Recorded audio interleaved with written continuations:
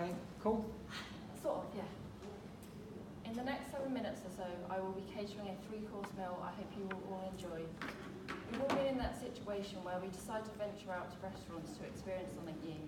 Hundreds of TripAdvisor reviews, Instagram plugs, and word of mouth can lead us to gravitate towards these aesthetic money traps. I bring to you Bad Egg, a small diner run by Noble Inns, a business owned by a married couple. Located in Moorgate, it won Time Out Battle of Burger 2018 and has uploads on their Instagram daily. Surely it's worth a shot. Surely it isn't a bad restaurant. For starters, we have 52 Monson, the worst restaurant in New Cross. What are the factors when it comes to judging these places? Is it the mannerisms of the waiters, the price of the food, the taste of it, the ambience? Or is it that makes a successful restaurant tick? The frustration of knowing your portion size will be almost non-existent can leave someone extremely disappointed. I came for a meal, not a snack. Places such as Dick's Last Resort in America intentionally provides rude waiters and poor service. They've made a bad restaurant into the experience itself, but what are the steps to improve in a situation that isn't intentionally bad?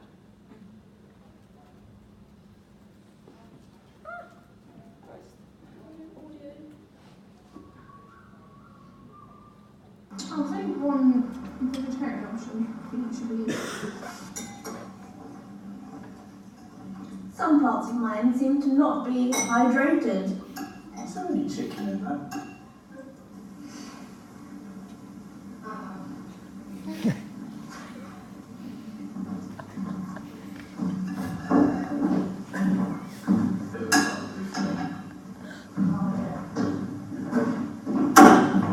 Everything alright? Yes, thank you. I think I'm done. You done? Thank you very much. No problem. Taste makes tomorrow.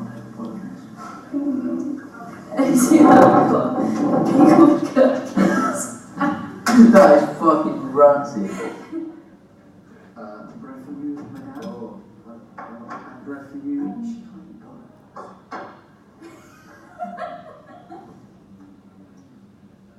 Oh my word. What the fuck is this button? It's a visual try. I don't want to make tries. So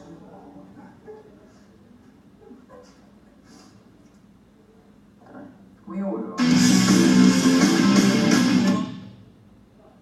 Talking to Barachuri chefs, the aim to a good restaurant is to provide a memorable experience, have a good quality of service, and provide the correct atmosphere. Fixing customers' complaints smoothly and swiftly can prevent any negative feedback. But what if they're not swayed? What if they're long past their threshold and it's too late to bring it back? I think they're ready for their mains now. The menufesto. It's brought to your table when everything's gone to pot. You've been waiting over half an hour for your fried chicken and halloumi fries. The waiter has no idea what you ordered and couldn't care less your meal was disgusting. Susan on table 11 is calling for a top-up for circa 5 minutes and you can't get the waiter's attention. You, the customer, are the only person who can control the rest of your experience. In your kit, you have wobbly chair wobblers, a variety of unstable plates, is that dried ketchup, cutlery set, and, of course, the menufesto. The unstable plates have all been hand-thrown, providing the love and care that your abysmal meal lacks to show.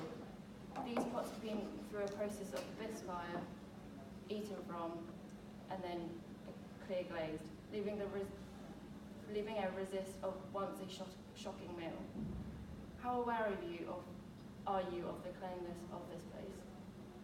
The cutlery has divots in to leave traces of food, as well as having a non-functional element to prevent you to eat your meal peacefully. And the chair wobblers, there to provide an annoying jolt now and again. I bring you dessert, the menufesto in action. Hello, I was just wondering if I could speak to the manager at all. I'm one of them. I might be able to help you out. Oh, brilliant, thank you. So, would it be alright if I could ask you a couple of questions about the service? Yeah, of course. Brilliant, thank you. So a few weeks ago, I went in to your restaurant with my boyfriend. We just didn't have like a great experience, and I was wondering why that was. I think Yeah, do you know when it was that you came? I'll have a little look at this. literally about a month and a half ago. What happened with you? It was just, I think we wanted like a chicken breast like meal, and you guys like ran out of it, so we thought it's 1 o'clock, how they ran out. Oh, we didn't have any chicken? Yeah, Okay. so I'm going to Goldsmiths and I'm doing design, and Yeah. we're doing a hate project. This sounds bad, but No, I'm intrigued now. You gotta tell me about this. so I chose paying too much money for food that you don't quite like, because I don't know how you can get out of that. You're like, I've come to realise it's just like the experience as well. So you need to sort of like, give places a second chance. It might be like the time and whatever.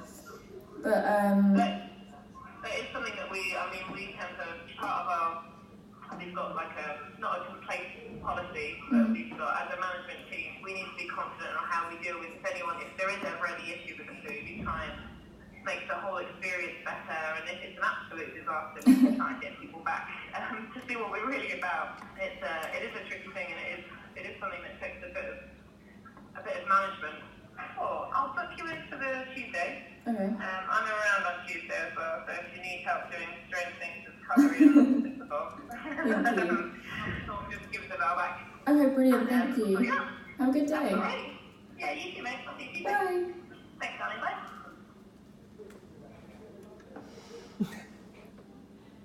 Will this be a system to improve our compliance to bad restaurants, or is this a way to eradicate constructed atmospheres? In this instance, it was a tool to charm a restaurant to keep in a customer. Do you want the bill now?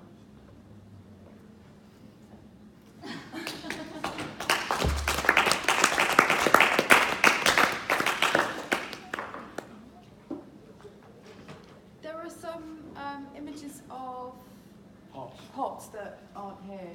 Are they all here? Yes. These are the bowls that we used for the bad egg, and I haven't cleaned them. So they've all been glazed. What the food did when I glazed it, it's just left, it's basically sort of like a wax resist. I wouldn't touch that. So have you glazed, is the food after the glaze or before the glaze? The food is before the glaze, like you had in your mains, and then it's just a process of just reusing them, and where they're unglazed, that one's a bad example. Apparently. So where you put the food in it, the glaze just doesn't take, essentially? Yeah. Depending how thick something is, egg yolk works perfect. And then is there food on top of? Yeah. I'm a bit That confused was, about that process. documentation. So you made the pots, Yeah. then you used them Yeah. before glazing, then you glazed on top of having used them, Yeah. and now you put food in them again. Yes. But before you put the food in them again, was there really significant and obvious effect on the glaze? It was just, I didn't know how the glaze would react in the kiln, so it was the idea of the plates have never been washed, and it's the uncleanliness and But is this has got food on after you've reglazed it? Yeah. So what does it look like when it's just the washed? It's How do you get the kind of sense of the food as it was It has just bits where it isn't glazed and it's kind of speckled. I have a better example of that. Yeah, I think because that's what I'm most interested in terms of that kind of production process that you went through. I think it's really important to kind of show, because you actually have. We get the notion of a process, but I don't think you need to then show it then with more food on. In a way, it's for kind of almost this is your range of kind of pots that you've kind of created. I think the fact that you've got a range of badly glazed objects, and they're badly glazed because they were dirty with food before you glazed them, that in itself is an interesting enough thing to kind of just kind of run with, because then thinking about what kinds of foods have the worst effect, looking at it from a kind of material science point of view. Is it greasy foods? Is it like foods that soak into the clay? Do they then prevent the glaze sticking, or do you know what I mean? Do they actually have quite a nice effect if it's just about greasy clay? I don't know. Yeah. But that's a really nice. Even with process. that, there's really subtle. You know, you've got the kind of drips down there, and it's kind of subtle, but at the same time, it's sort of wrong. You know, it's not as you'd expect it, and even that as a kind of, you know, I guess perhaps you're worried that doesn't communicate enough, but it really does. I mean, that's the sort of that kind of level of minimal that's where you've kind of done the project. I suppose I worry a bit, but you kind of go, oh no, I bet I've just really got to kind of communicate this, and actually it's about that sort of subtlety that comes through in there. Also, this is a really nice object. It's really funny. Thank you. It's also a really convincing artifact. It's about appropriate aesthetic printing materiality to this object, and I can imagine turning up at a restaurant and you having deployed these in places that you've eaten and it's been bad, and you go back and you leave these behind.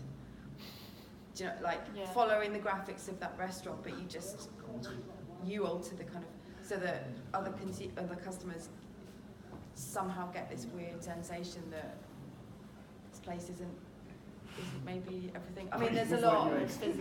This is a really convincing object, and also you've used the language of restaurants in the way that you kind of take the piss out of what they're claiming to be. Yeah. Yeah. I've been working on it. I didn't see this. Have you been back for another meal? That was my second meal. Okay, that was your second meal. Was it any better? Yeah.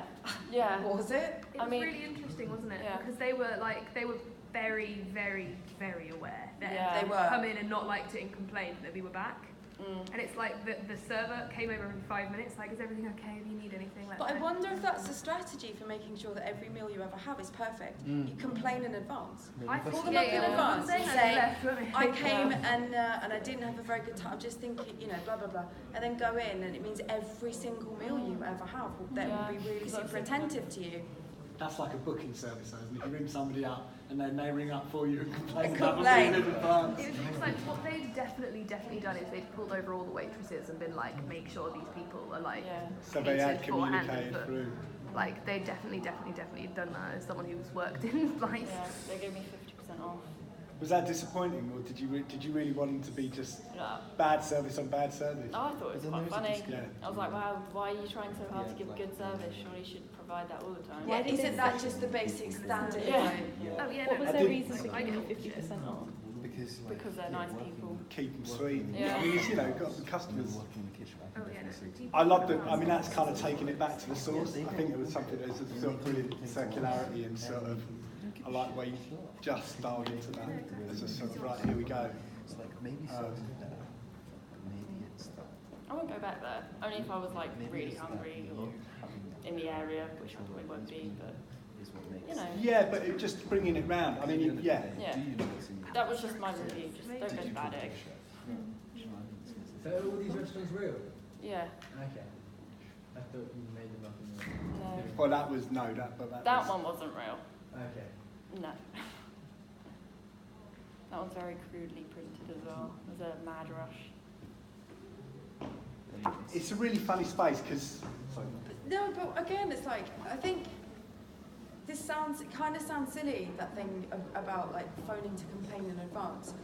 But I'm terrible at complaining. Yeah. I'm totally British about it, and I don't want to make a fuss, and but so how brilliant would it be to not put yourself in a position where you have to complain, Yeah. but to complain in advance, or employ somebody to complain on your behalf in advance, just to make sure you never have to complain. Yeah. It's it completely alleviates any of that awkwardness. Yeah, it was sort of my intention. feel. Because the first time I went there, the waitress was like, "Is everything all right with your meal?" I was like, Yeah, that kind of like. I was like, yes, it's fine. And it was, no. I find with stuff like that as well, because like I've been a waitress for like 3 years, and so I will just please the waiter. Like I could get like the shittest food. I'd be like, it's perfect, it's wonderful, it's delicious. Because You want the waiter to like feel like. Yeah.